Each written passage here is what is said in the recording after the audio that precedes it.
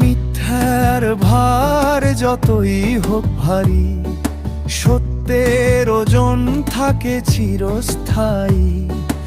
একটুখানি নেয়, একটুখানি আলো, অন্ধকার ভেঙে জাগে সকাল ভালো।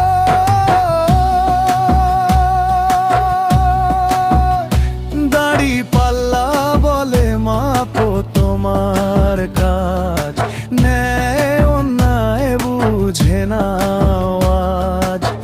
ভারসাম্যই জীবনের আসল মন্ত্র, না ঝুঁকে সত্য না হারা।